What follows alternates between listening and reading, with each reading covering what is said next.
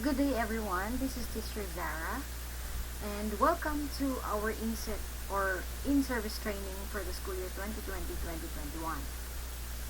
So today we are going to learn how to create a survey using Google Form, how to create a quiz using Google Form, how to convert Word documents into Google Forms and make them a quiz. So for those who are not familiar with Google Form, this may sound very difficult, but it's actually not. It's very easy. So, tuturuan ko po kayo kung paano mapadali ang ating trabaho using Google Form. So, first you have to open your Gmail account. Okay? I would suggest, if you have an alternate Gmail account, much better na yun po yung gamitin natin. Hindi po yung DepEd email account natin. Kasi, there are some restrictions to the DepEd account. Okay? So, hindi po tayo pwedeng makapag-install ng mga add-ons. Okay? Kasi, it is under an organization. So, kailangan mo pang manghingi ng parang permission from the admin. Okay? So, that's why I am going to use my other Gmail account, not the DepEd account. Okay? So, once you are inside your Gmail account, you will see this one. So, Google Apps. You click that one. And then, you will see all these different Google Apps. So, we click on the Google Drive. Okay. And then, you will notice I have two files here. We have Evaluating Learning Sample. So, click na po natin siya because later on we're going to use this one. So, I'm going to open it with Google Docs. It's very important that you open it using Google Docs kasi hindi i-recognize ng Google ang i-upload mong document kapag hindi siya naka-Google Docs. Okay? So, dyan lang muna natin sila. Dito lang muna natin sila sa side. Para later on, pag ginamit na natin sila, is very, very easy na lang yung access. Okay. So, umpisahan na natin. Makikita po ninyo dito sa side yung new. Okay. There are a lot of choices. So, you can actually create new folder. You can upload a file. You can upload a folder. But, ito pong part na to, ito po yung kakailanganin natin. So, Google Forms. Okay. Now, this is how a Google Form looks like. Okay. Of course, using your laptop or using your desktop. Okay. Medyo kasi iba yung itsura niya kapag sa cellphone. Pero nandun pa rin naman yung mga iba't ibang functionalities na nandito sa nakikita nyo. Okay. So, when I first learned about Google Form, hindi ko pa alam yung from Google Docs, magiging Google Form siya. So, in short, nagmano-mano po ako. Okay. Maganda na rin yung alam mo yung mano-mano para at least pag meron mang mali, alam mo siyang i-fix, di ba? So, I'm going to teach you first kung paano natin gagawing mano-mano. Okay. So, let's start. Let's say gagawa ako ng survey. Alright? So, ang gagawin ko, students survey. So, this is going to be the title of my form. Okay. So, ano yung instruction mo? Siyempre, pag tayo po yung nagbibigay ng instruction sa ating mga estudyante, mas mabuti na pong sa sariling wika natin. Okay? Para mas malinaw. Okay. Pakisagutan ang mga sumusunod na So, simplihan na lang natin. Okay. So, lagay natin dito. Apelyido. Now, kung mapapansin po ninyo, so this is apelyido, so meaning to say, isusulat ng bata yung kanyang apelyido. Now, mas maganda siguro kung gawin natin siyang last name. Alam naman ang mga estudyante. Okay. So, ngayon, there are a lot of choices here. So, makikita po ninyo, short answer, paragraph, multiple choice, checkbox, drop down, file upload, linear scale, multiple choice grid, and so on and so forth. So, later on, mga pahapyaw ko lang i-discuss tong mga to. Okay? So, kung ano na yung mga basic talaga natin gagamitin. Or most common na gagamitin natin. Alright. So, since last time yung hinihingi mong information dun sa kung sino man yung pagbibigyan mo ng survey mo, aba natural, short answer ang kailangan mong piliin. Okay? Definitely not a paragraph. Wala naman siguro tayong estudyante na isang paragraph yung kanyang pangalan, di ba? Or apelido. Just kidding. Okay, so short answer.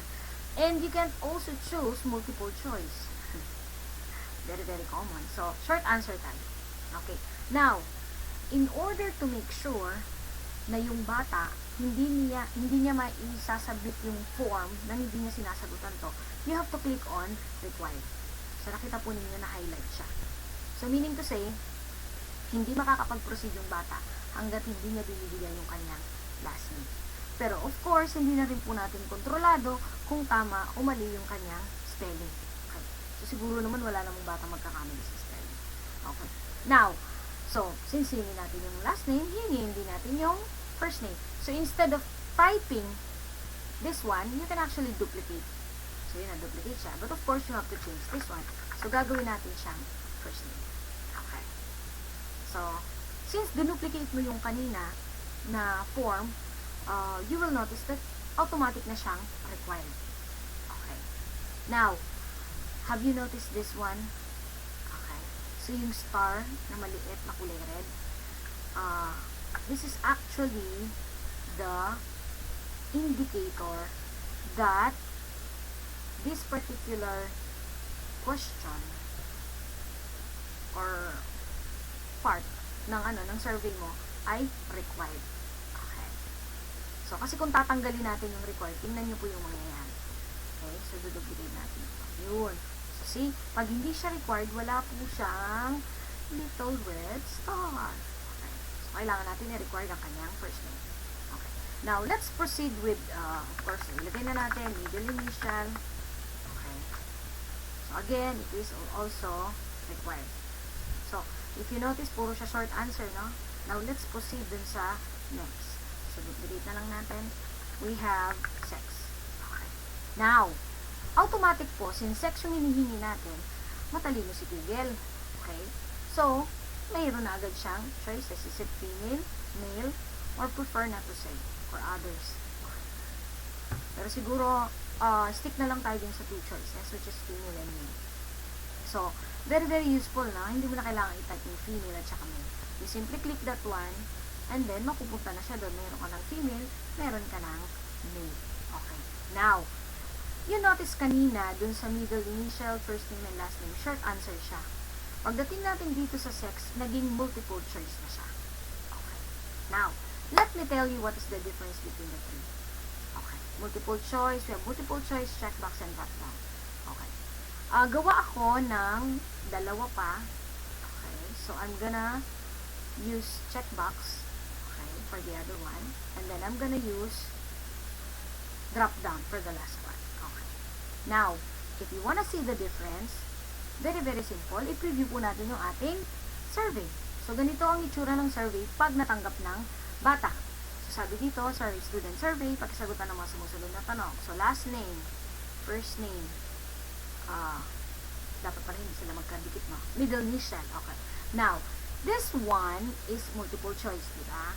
Multiple choice. You click on female and then you click on male. Okay, what have you noticed? Pag multiple choice, the student can only choose one. Okay? Hindi po siya pwedeng pumili ng dalawa. Okay? So, multiple choice siya. Now, let's take a look at checkbox. Okay? So, this is checkbox. Kung mapapansin nyo, ayun siya. This is our multiple choice. Ito yung ating checkbox. Okay? So, anong itsura ng checkbox? So, checkbox, natural box. Okay. So, let's try clicking female and then let's try clicking male. Okay. So, now you already know kung ano yung difference, di ba? Okay. Pag checkbox siya, meaning the student can choose both. Okay. Which, in this case, we don't want to happen. Okay. Kasi wala naman siguro tayong estudyante na both female and male. Okay. So, therefore, we are not going to use checkbox. It's a no-no. Okay? If you want the student to choose only one answer, you can use multiple choice. Or, you can also choose the drop down. Okay? Kasi sa drop down, yun, nakikita nyo, isa lang talaga ang pwede niyang mapili. Alright? So, later on, pag gumawa tayo ng quiz, very, very helpful ito. Helpful. Okay. Very, very helpful siya. Why? Kasi, let's say multiple choice yung quiz mo. But, there are, let's say, mayroon kang isang question na isa lang talaga yung answer. Tapos yung next question mo, pwedeng dalawa or tatlo yung answer. So, at least meron kang option, diba? Pwede mo magamit yung multiple choice and at the same time, pwede mo magamit yung checkbox. Okay? So, now let's close this one. Of course, mag-delete tayo. So, again, since hindi po natin kailangan ng checkbox, we simply delete. Okay? So, multiple choice ang gagamitin natin or mas maganda na siguro yung dropbox. Okay? So, yan. So, dropbox po ang ating gagamitin. Alright. Okay. So, we're done now with the multiple choice, checkbox at saka drop down. Now, if you have noticed yung enrollment survey form natin for this school year, merong part dun na ilan ang kapatid mo sa grade 7, grade 8, grade 9, grade 10. Okay. So, tapos merong mga choices doon na para siyang isang grid. Okay. Actually, ang ginamit ko doon is the checkbox grid. Right. So, let me show you kung paano siya gamitin. Okay? So, I'm going to create, by the way, if you don't want to use this one, kasi since kanina, ginagamit natin is duplicate, di ba? So, now, gusto kong mag-create ng new question. So, or add question. So, you simply click this one. Okay? Add question. So, yun siya, mag-add siya ng another question. Now, so, gamitin natin yung same question. Ilan ang kapatid mo sa mga sumusunod na year level? Okay. So, we are going to use the checkbox grid.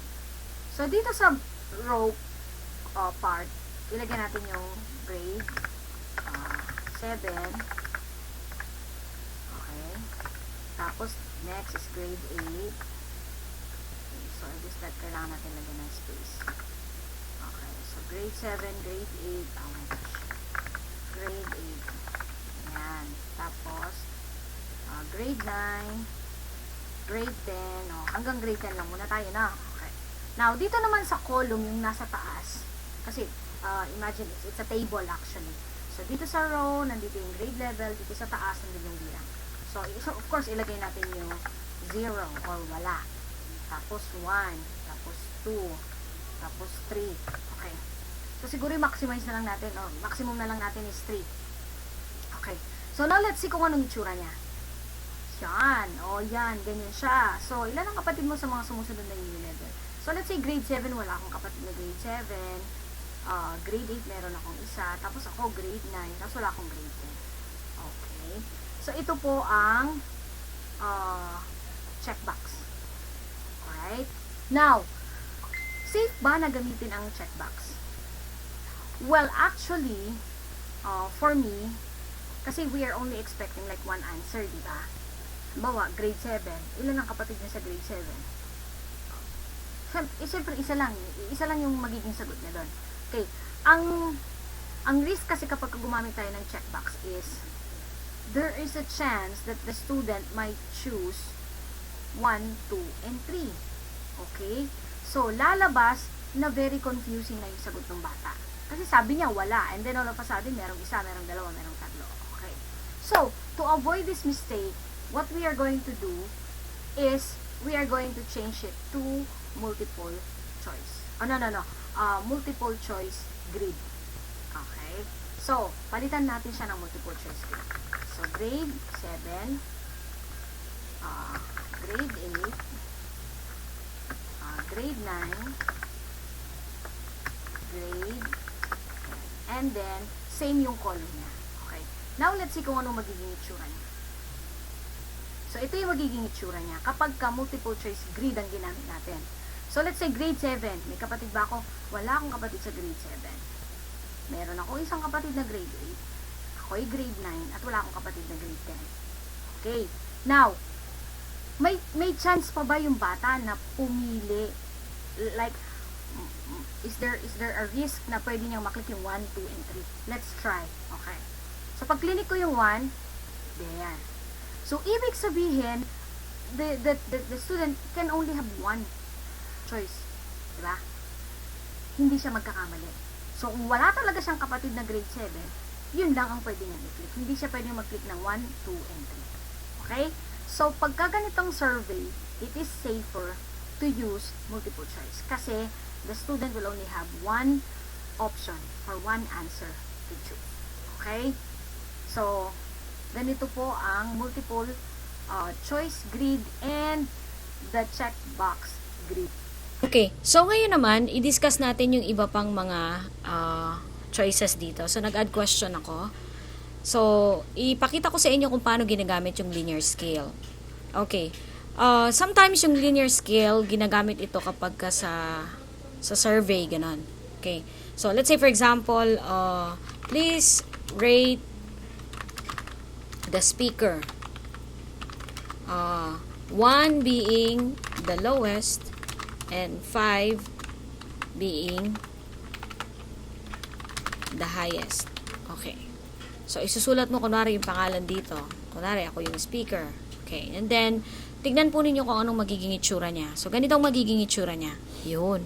So, please rate the speaker, 1 being the lowest, 5 being the highest. So, if I'm going to rate her, so it's up to you. Okay, so dun po ginagamit yung linear scale. Alright? Pero kasi di ba kapag po nag-attend tayo ng ITQM, so meron po tayong sinasagot ang survey, ang ginagamit po nila doon is the multiple choice grid. Okay? Kasi maraming dito sa side, yung venue, yung nag-start ba on time, nag-end ba on time, so ang ginagamit nila doon is multiple grid. Okay? So kaya hindi madalas ginagamit yung linear scale. Okay. So now, let's try, let's add another question and then I'm gonna show you how to use the file upload. Okay. So this file upload is commonly used sa mga surveys na kinakailangang mag-upload ng file ng respondent. Okay. So, we actually see this sa ating accomplishment report. Okay. So, kung saan meron doon nakalagay na add file. So, dun pumapasok ang file upload. Okay? So, nakalagay dito, let respondents upload files to Drive. So, files will be uploaded to the form owner's Google Drive. Respondents will be required to sign into Google. So, ayun, nakikita nyo, sabi niya, respondents will be required to sign into Google. So, they won't be able to send any file unless they signed into Google. Okay? Now, this is the reason why I seldom use file upload. Because not all students have Gmail accounts. So, medyo hindi siya applicable sa akin pag nagsisend ako ng mga quizzes sa mga students. Okay? Pero for teachers like us, probably the speakers who are requiring reflections for their as their output, you can use this particular question or type dun sa ating mga choices. Okay? So, if you will use this, you simply click continue. Okay? There. So, allow only specific types. So, if you have like requirements, should it be a document only, a spreadsheet only? Okay, so ibig sabihin, pag hindi na-meet yung minimum requirements, hindi i-accept. Okay? So, usually naman, kapag ganyan, you don't put any restrictions. So, here, so maximum number of files. So, you can actually limit. Okay? So, maximum yan. And then, maximum file size. Okay, so it's up to you. Up to 10 gig. Alright? So, but if you want to limit it, 1 MB is the minimum and 10 gigabytes is the maximum. Okay? So, that is how you use the file upload. Alright? Now, what about date? Okay, it's very simple to use date. So, gawin natin itong required. So, let's add question. So, look at this one. Once tinype ko yung date of birth, look what will happen. There. Okay? So, ang nangyari, change niya automatically into date. Okay? And as you've noticed, meron na siya ditong month, day, and year. Okay? So, guided na agad yung bata kung anong format. Okay? And then, let's say for example, the question is what time did you log in? Okay? So, see? Nag-change po siya into time, and then, ayan siya. Nandito yung kanyang space for the time. Okay, now let's see kung anong magiging itsura niya. Ayun. So, date of birth, ayun na siya. Tapos time, the student will have to type the minute, the hour and the minute. So, AM or PM. Okay, this is actually very useful kung halimbawa gumagawa tayo ng school form, diba? Kasi, date of birth is one of the data that we need. Okay? So, basically, I have covered everything na kakailanganin mo in creating your own survey. Ayan na siya. Okay. Now, tapos ka na, di ba?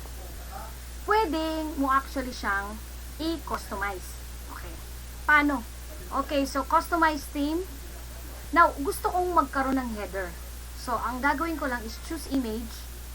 Okay, so meron tayong mga header dito na pwede natin gamitin, and they are for free. Okay, kaya lang gusto ko yung header, yung gusto ko yung sa school. Okay, so mag-upload ako. So, iba-browse ko. So, punta ako sa pictures, and then I can click here. Okay. School header, and then open. And then, yan. Okay, yan na siya. And, there. Done. Tapos, i-upload niya. Now, you want to change the color. It's also, okay lang siya. You can choose whatever color you like. Okay. So, add mo siya. And then, pwede mong palitan yung background. Yan. Okay. Background. I'm not really good with colors. Okay, let's try this one. Okay. Now, there are choices din sa font style. You can use basic, decorative, formal, or playful. Now, since this is a survey, so I probably will use formal. It's either formal or basic. Okay, decorative, usually ginagamit ito kapag let's say you are making an invitation and it's RSVP. So, nagawa ka ng Google form, pwede mong gamitin yung decorative since it's an occasion. Playful, siguro this is applicable for elementary students. If you are creating a survey for elementary students, so mas maganda medyo playful, okay? So, medyo maganda tignan. Okay. So, for this one, let's use formal. And then, X mo lang yan. Okay. See? There, on top, you will see the header of Northville High School. O, di at least mas ano siya, di ba? As personalized. Okay. So, okay na tayo. Nagawa na natin yung survey. You don't have to save because it says here, all changes saved in Drive. All you have to do is just go to Google Drive and then you're gonna see your survey up there. Okay? Now, so okay na, natapos mo na yung survey mo. Natapos mo na yung quiz mo. Isi-send mo na ngayon. Okay. There are a lot of ways of sending Google Form. Una, ayun, kitang-kita naman yung kulay violet. Alright, so, you click that, you can send. You can actually customize, personalize rather, by sending it to a specific email address. So, pwede po yan. Okay. Now, since most of the time, we use link, which is mas madali, kasi ang gagawin mo lang, copy mo lang yung link, paste mo sa messenger, tapos i-click ng bata, sasagutan ng bata, as simple as that. So, punta ka dito. Yun. So, una, ito, if you want to send it to a specific email, ito naman, kung gusto mong kunin yung iyong link. Okay. Now, did you notice this one? Okay. Kasi pag tinignan mo yung original na link nito, hindi ko lang alam kung ilang character siya, no? Pero it's lengthy. Alright? Now, let's shorten the URL. Pag clinic mo ito, o diba? Magic. Unikli ang iyong URL. So, this is actually one way of shortening your URL. Pero, kung mapapansin po ninyo, itong part na to, medyo nakakalito, diba? Parang, kung titignan sa unang tingin, tungkol saan yung link na to. Okay. Imagine ninyo, sa dinami-dami ng link na natanggap natin, maa-identify mo pa ba kung alin yung link para sa work week plan, alin yung link para sa accomplishment report, by just merely looking at the link? Di ba hindi? It's so hard to identify unless otherwise, syempre clinic mo yung link. So, I am going to teach you today, syempre kailangan meron tayong additional info. So, I'm going to teach you today how to shorten your URL and how to customize your URL. Okay?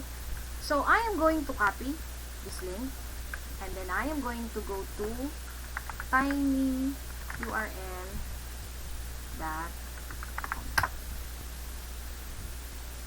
Okay. So, dito sa tiny URL, aside from paiikliin niya yung iyong URL, pwede mo pa siyang i-customize or i-personalize. So, ipipaste ko dito yung kinapi ko kanina. Okay? Tapos, kung saan ba yung link na to. So, it's about student survey. Okay? Let's just hope na wala pang gumamit dito sa title na to. Okay. Kasi, sa dami-dami ng gumagamit ng tiny URL, maaaring magkaroon ka ng duplicate na customized na link. Okay. So, once na na-type mo na dito ang iyong personalized na URL, you click on Make Tiny URL. Okay, so nakikita nyo, alias is not available. So, ibig sabihin, meron ng ibang tao na gumamit dito sa URL na to. So, what you're going to do is, probably you can add 2020. Okay. Or, NHS student. Ay, wag na. Hindi natin lagyan ng NHS kasi baka mamaya gamitin ko yun in the future. Hindi ko na siya magagamit. Okay, let's say student survey 2020. Let's try again.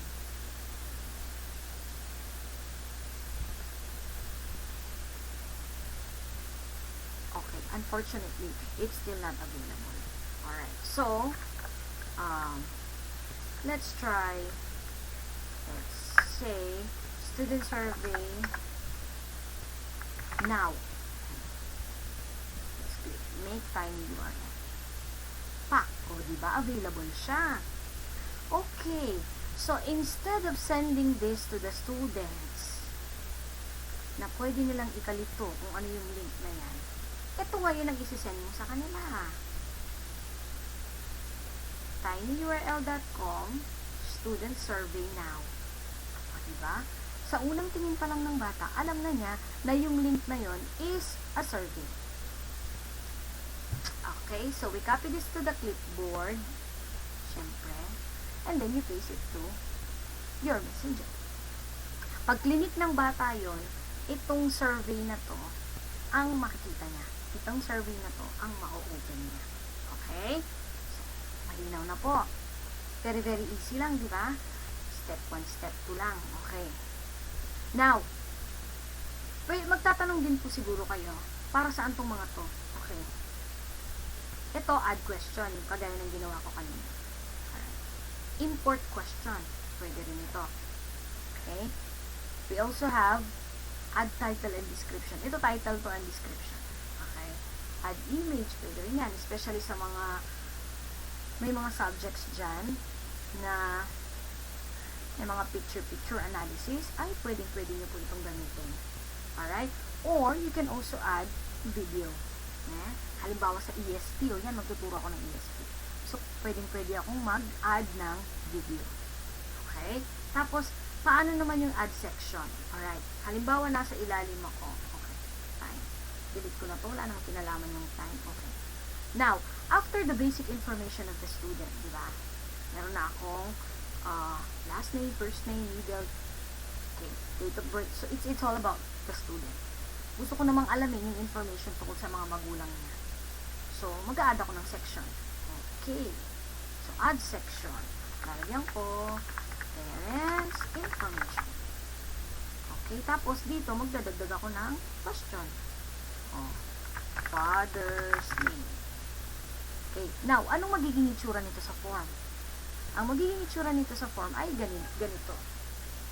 Let's take a look again. Okay, first name, middle name. Okay. Name. So, wala akong kapatid na grade 7, walang grade 8, walang grade 9, isang grade 8. O, diba? 01, 2001. Okay, next. Ayun. So, ito ngayon yung section.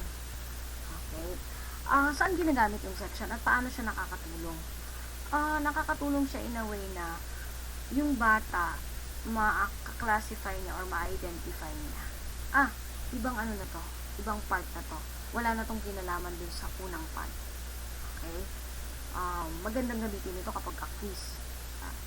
Yung unang part, multiple choice. Yung pangalawang part, identification, yung gano'n. Diba? Pwede mo siyang gamitin. Okay? So, doon ginagamit ang section. Okay. Now, okay. So, tapos na po natin gawin yung survey. Now, gagawa naman po tayo ng quiz. Okay? So, again, same procedure. You go to your Google Drive, click New, and then Google Form. So, this is basically our form. So, quiz number 1. So, just click that one so it will be copied. Okay, and then, so I have prepared very, very simple questions here. Okay, just for the purpose of this training. So, anong bansa may pinakamalaking populasyon? So, let's write down Pilipinas, China, Japan, and then Korea. Yun ang Korea. Masyadong mahalata na mahilig ako sa Korea na rin. Pilipinas, parang English sila. Gawin lang natin yung Philippines. Philippines, China, Japan, and then let's try India. Okay. So, multiple choice, definitely, and then let's require, and then let's add question, and then let's type this one. So, alin sa mga sumusunod ng mga bansa ang wala sa Pacific Ring of Fire.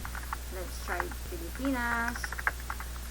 Now, let's go to Europe. Now, let's go to Japan. And then, Taiwan. Okay. So, ito na siya.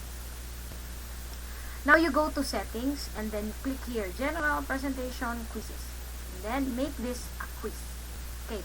Now, let me show you some options here. Quiz options. Release grade. Gusto mo na bang agad-agad makita ng bata yung grade? Pwede.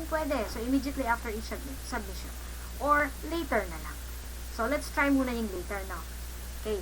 Now, would you like to see, or would you like the students to see missed questions, correct answers, point values? I don't think I want them to see the missed questions. I don't want them to see as well the correct answer. Okay? But I want them to see how many points for each question. Okay? So, let's say, yun. So, dito makikita mo, form, email address. So, nag-require siya ng email address. Kasi quiz siya. Paano po yung mga estudyante, wala po silang email? No problem. Just change the setting and then unclick this one. Okay. Yun na siya. Diba? Okay. Now, diretso question, no? Maglagay tayo ng mag-insert tayo ng, by the way, pwede pala ninyong i-move, no? Bawa, nagkabaliktad, yung number 1, ginawa yung number 2, yung number 2, naging number 3. Pwede nyo pong pagbali-baliktad niya. It's up to you. Click nyo lang po ito. Ito itong parang may tuldok-tuldok. Tapos, hold the mouse. Okay. Lagyan natin dito. Last name. Tapos, requirement. Tapos, add, first name. Tapos, na lang duplicate ako. Okay. Now, if you want to delete this one, just delete. And then, let's duplicate this one. Okay. First name. Then, basta yun na. Okay. First name and last name. So, ayan na. First question, second question. So, kung mapapansin po ninyo, ayan, pag clinic mo yung question, meron sa ibaba answer key. Okay. Dito sa answer key, pwede mong ilagay kung ilang points. Yung equivalent. Tapos, pwede mong ilagay. So, this, anong bansa ngayon pinakalusa? Of course, it's China. Okay. And then this one, alin sa mga sumusunod na bansa ang wala sa Pacific Ring of Fire, and that is France. Okay? Let's What is happening? Oh, I'm not getting the answer there. France. And then the equivalent point is 1. Okay, and then let's click done. And then let's preview. Done. Okay, so last name, Tolentino, and then Zarrah, and then anong bansa may pinakalong, syempre, matalino si Sarah. Kunwari. Okay, so submit natin yan. Okay. So, walang effect. Walang tsena. Basta sinubmit ko lang. Okay. Now, let's change the settings. Palitan natin. So, gawin natin quizzes, and then immediately after each submission, gusto ko makita yung score. So, let's save that one. So, I'm going to take the quiz again, and then I'm going to write my name, Valentino Sarsi. Diba? And then I'm going to answer, bubita si Sarsi. So, anong bansa may pinaka... Ay, Philippines. Gusto ko parating sikat ang Philippines. Alin sa mga sumusunod na bansa ang wala sa Pacific Ring of Fire? Bamalay ko. Japan. Submit. View score. Okay. So, ito po yon.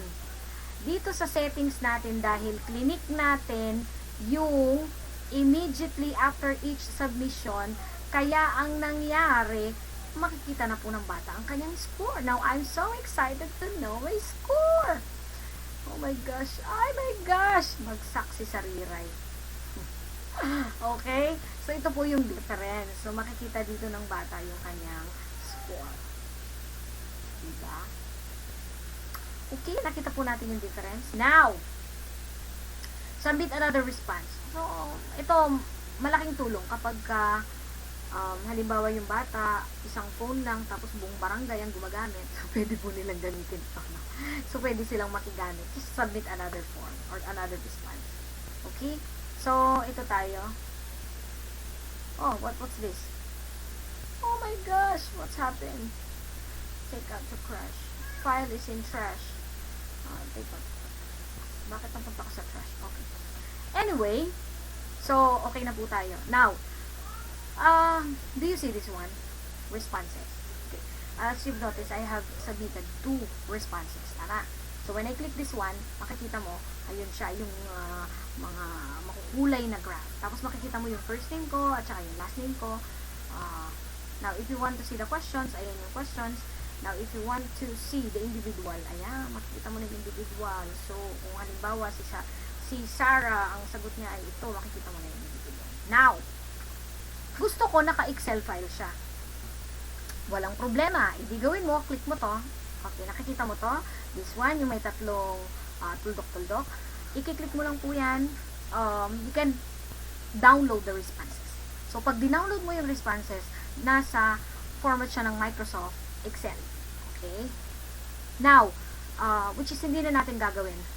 Kasi I want you to learn Google, pahapyaw, I want you to learn Google Sheet. So, pipiliin natin yung select response destination. Siguro nakikita nyo to, get email notifications for new responses. Ako, hindi ko siya ini-enable. Why? Let's take, for example, you are handling 7 sections. 7 sections with 40 students, so that's a total of 280 students. Now, out of the 280 students, 200 students responded to your link or to your quiz. It means to say, you're going to be notified 200 times. Napaka-konti, di ba? Kaya ako, hindi ko na po siya ini-enable. Okay? So, hindi ko na, hayaan ko nang ma-notify ako hindi. Bahala na si Batman. Okay? So, yan. So, ang gagawin ko ngayon, select response destination. Pag clinic ko po yan, tatanungin ako ni Google. Sabi niya, create a new spreadsheet to select existing spreadsheet. Of course, I'm going to create a new one. So, by the way, you can customize here now. So, quiz 1, lesson 1. Okay, it's up to you. Okay, so create. Pag create ko yan, ang mangyayari, I go back to my Google Drive, and then I'm going to refresh, and, jaran! Ito na po siya, quiz 1, responses. And I'm going to click that one. When I click that one, there, I will see the timestamp. So, I will know who is late in answering the quiz. Oh, let's say, for example, I gave a deadline. I told the students, oh, you can answer it up to 4 p.m. today. So, the student answered beyond 4 p.m. you're still gonna honor the, well, it's up to you. It's your discretion. Siguro ako i-honor ko, pero merong konting-konting deduction. Or, syempre, hindi naman natin mapipili. Paano kung walang pang-load yung bata? Okay. So, anyway. So, yon, makikita dito. Kaya po si Ma'am April, alam na alam po niya kung sino po yung late na nagsisend ng accomplishment report or kung ano pa mga report. Kasi, dito, hindi ka pwedeng magsinungaling. Okay, maliban na lang kung nasa ibang bansa ka. Kasi doon, late ang oras. Diba? Late ang oras. So, ibig sabihin, kahit late ka mag-send, okay lang. Okay. So, dito makikita yung score. So, 2 out of 2. Agad-agad malalaman mo na yung score ng bata, diba? Ang galing-galing. Okay. Yan ay kung multiple choice. Pero kung essay yan, ay, dahil magbasa ka. Okay. So, dito, yung makikita mo yung mga sagot ng bata. Okay. So, very, very, very, very easy. So, dito pa lang makikita mo na yung score ni estudyante. Ay, very good si Sarah. Samantalang si Sarcy, walay. Bagsak. Okay. Now, kung gusto mo rin i-share ito, click mo lang ito and then just type the email address.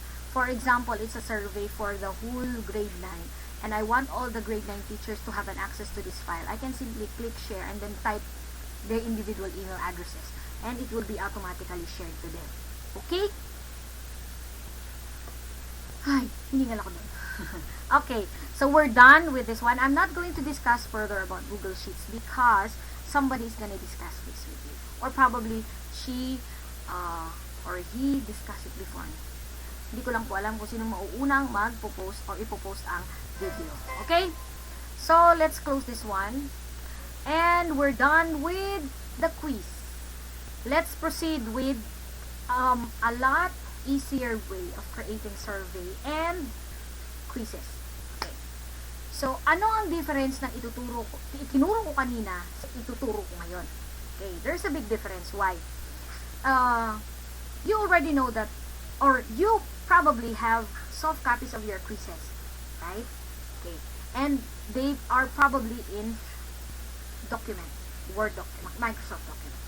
So, instead of you typing all the questions to the Google form, what we need to do is we're going to convert these documents into Google form. How do we do that? So, una, meron kang Word document na quiz sa iyong laptop. Ang gagawin mo lang, i-upload mo siya sa iyong Google Drive. Okay? So, paano po yan? Ito, punta ka lang dito sa new, tapos file upload, tapos hanapin mo yung file, i-upload mo dito. And then, i-open mo. Okay? Once na na-open mo siya, may makikita ka, add-on. Okay? Makikita mo yung add-on dito. Wala po ito sa Microsoft Word, no? So, Google Docs meron. So, add-on. O, unahin muna natin yung survey. Okay. Yan. So, makikita mo dito add-on. If this is your first time using an add-on, punta ka lang dito sa Get Add-ons. Parang ano to, Google Play Store. Ganon siya. Alright. So, you just type doc to form. Yan. Ang ibig sabihin yan, from document to Google Form. Ito po yung pipiliin nyo, yung doc to form. As you can see, nakalagay dito, checkmark, install, kasi ginagamit ko na po siya. So, hindi ko na siya i-install ulit. Kasi kung makikita po ninyo, nandito na po siya sa aking add-on. Ayun siya, doc to form. So, create form from doc. Okidoki. Yan. So, meron kang parang isa pang, anong tawag dito? Panel na lalabas sa right side. Okay. Sabi niya dito, instructions. O, kung gusto mo manood ng instruction, form options. Would you like to collect their username? Would you like to ask for name? Would you like to ask for teacher's name? Okay. It's up to you. Just click whichever is applicable. Okay. Now, since this is a school form 1, so ang unang info na kukunin ko is LRN. All I have to do is just highlight LRN and then use selected text. Okay. So, kung ano yung naka-highlight doon, lilipat siya dito. Or, pwede naman kung i-type mo na lang siya, LRN. Pero di ba, anong purpose ng Google Doc kung ita-type mo rin lang siya? Okay. And what if mahaba talaga yung questions mo, di ba? Okay, so highlight mo lang siya. Or, pwede rin, you highlight this one, highlight ko, and then Control-C. Ay, anong nangyari sa'yo? Ba't ka kumalaw? Okay, Control-C, and then Control-V. Pwede rin po yun. Okay? Now, since we are asking for LRN, ano ba ang sagot ng bata? It's a number, right? So, the choices that we have here is text, paragraph, multiple choice, checkbox, or choose from a list. Now, we are going to choose text. Okay. Kasi wala po yung number na option. Later on, ituturo ko sa inyo kung paano na mapipigilan na yung bata mag-type ng letter. Kasi LRN, number yung hinihingi mo. Tapos baka mamaya mag-type siya ng number. Diba? Ginawa niyang reference code sa Cebuana, sa Luwilier. Okay, so, text muna. Then, let's proceed. Add question. So, same procedure.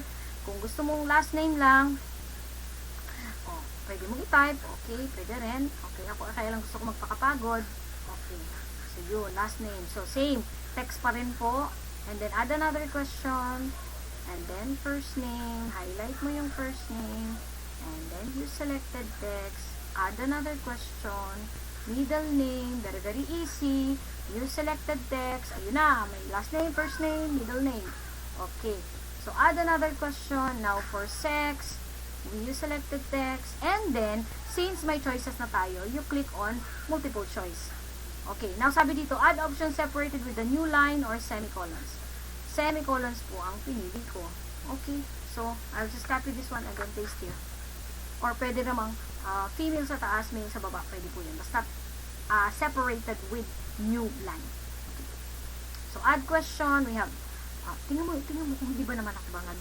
Birth of date. My gosh! Birth date lang kasi nilagyan ko pa ng off sa gitna eh. Diba? Nalingo na si madam. O, birth date.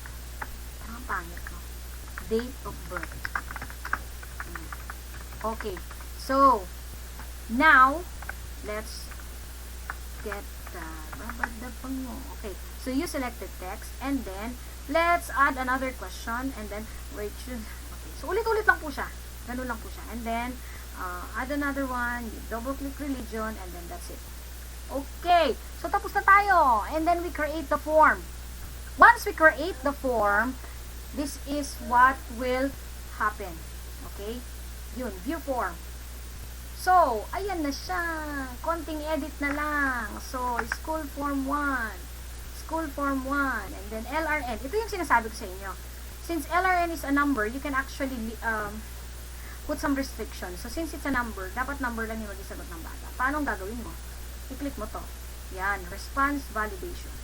Number. Number ba yung magiging sagot? Text. Number, syempre. Tapos, dapat yung number is a number also.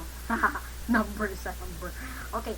Mayroon ditong mga conditions like greater than or equal to, less than. This is very good if you are like a math teacher.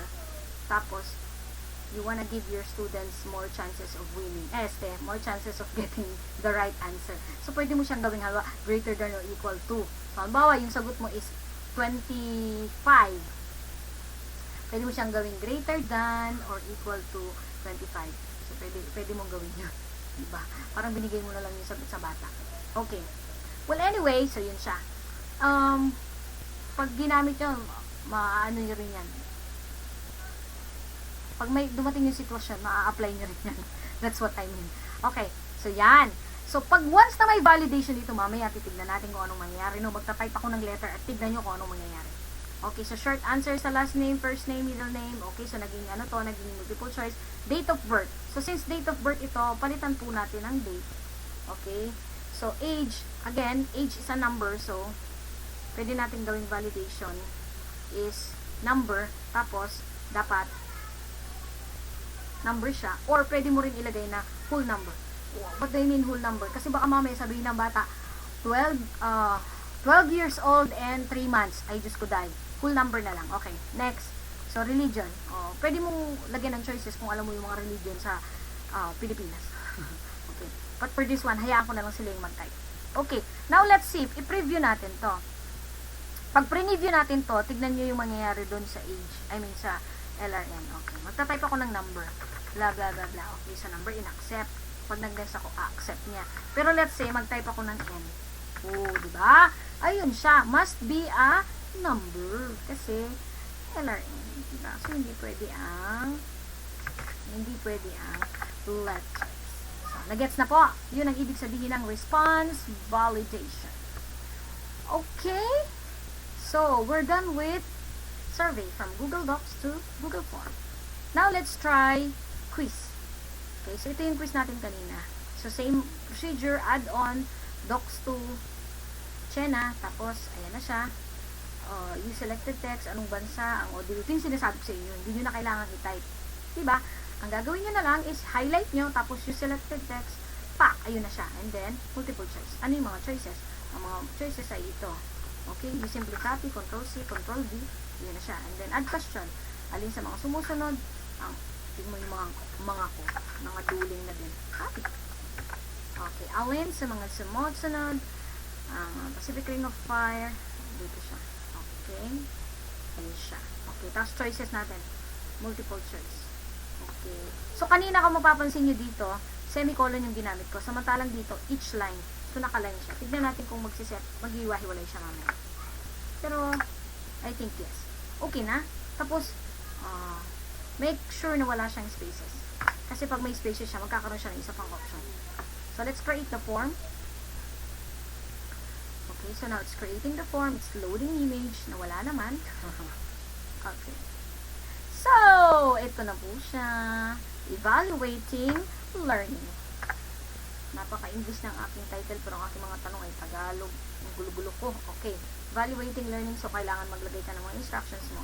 So, ito yung sinasabi ko sa inyo. Anong bansa ang may pinakamalaking populasyon? Blah, blah, blah, blah. Okay. Tapos, tignan nyo. Yung ginawa ko kanina, kung mapapansin nyo, ito, separated by semicolons. Okay.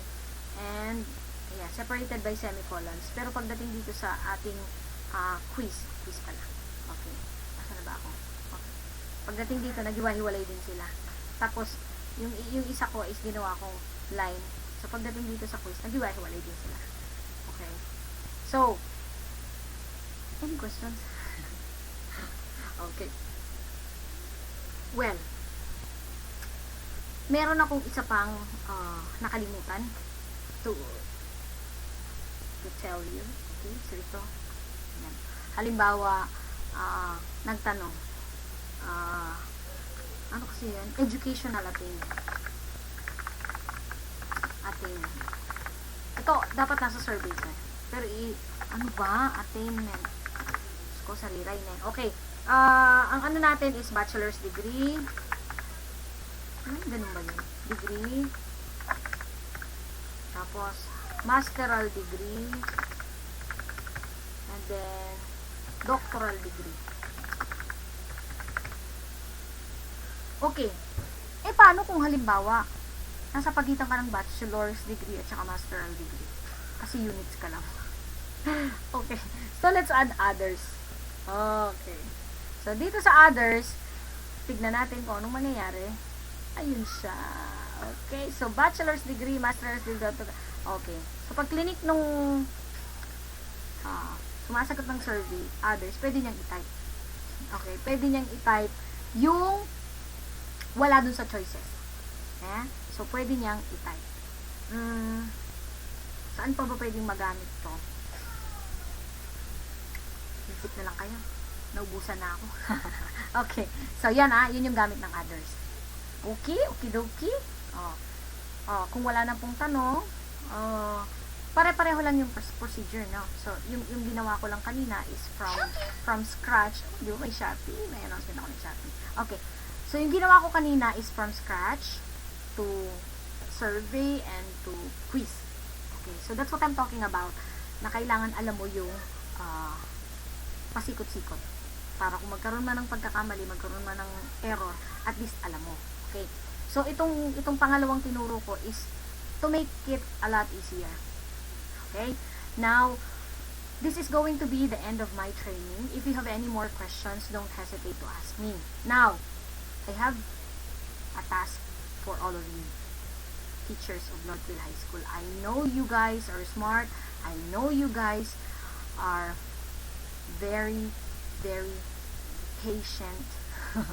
Kasi kailangan dito mahabang pasensya. Okay. No. In order for you to get the certificate for this particular training, what you need to do is to create your own Google form. Whether it is a survey or a quiz, it doesn't matter. Okay? But I would like to suggest you can probably create na a form for School Form 1. What do you think? Okay? Why? Para at least as early as now, you already have the form.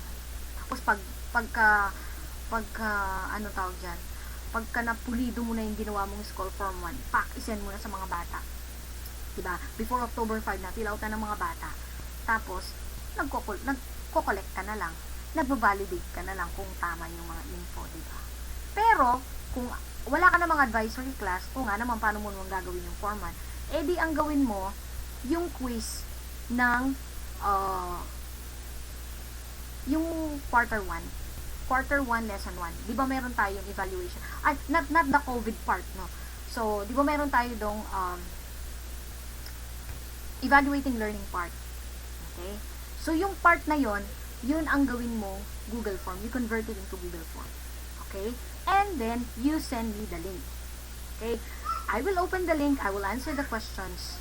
And once it is complete, probably I can give some comments, ganon. And then, i-check ko na yung pangalan mo. Ibig sabihin, na talagang pinag-aralan mo si Google Form at isinapuso mo siya, isinabuhay mo siya. Kasi malaki po siyang tulong. Promise. Okay? So, yun lang po ang aking requirement for this training. I want you guys to create your own Google Form regardless if it's a survey or a quiz. Just send me the link and I want this done individually. Okay. Paano, ma'am? Paano po yun, ma'am? Paano po yun, ma'am? Dalawa po kami nagtuturo ng particular subject. Ano po ang gagawin namin? Di gawin nyo. Paghatihan nyo yung mga questions. Diba? Yung isa sa 1 to 10, yung isa sa 11 to 20. Bahala na kayong mag-usap. Okay? Now, I just wish that everybody is going to do it by themselves. Please do not, rely on someone.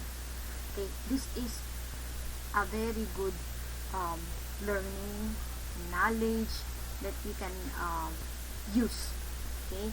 I will not share this if hindi po natin siya magagamit. Okay? Kitang-kita nyo naman, di ba? Gamit na gamit. Okay? Sa ating mga accomplishment reports pa lang, it's very, very easy to consolidate information or data using Google Form. Okay? Well, wag na nating pahabain. Maaaring nainip na kayo. I'm not sure if this is 1 hour. Pero di ba kung nag-i-insert tayo, usually naman yung mga speaker 1 to 2 hours. Diba? Bilis-bilis ko magsalita. Kasi minamadali mo na. Kasi alam ko inaantok na kayo. Okay. Well, anyway, thank you so much for watching. And after this video, I might upload this to my YouTube channel. Okay? Mam Zarrah. So you can actually watch this. And please, if it's okay with you, you can subscribe to my channel. Diba? Vlogger na si Madam. Okay. Well, anyway, again, teachers of Northville High School, I really, really thank you for giving me this opportunity to share what I know. And in the future, kung meron po akong mga alam na mga bagay na pwede kong i-share sa inyo, well, I'm very, very much willing to share them. Okay? Because I believe in world peace. Okay, thank you so much guys and keep safe. Bye-bye.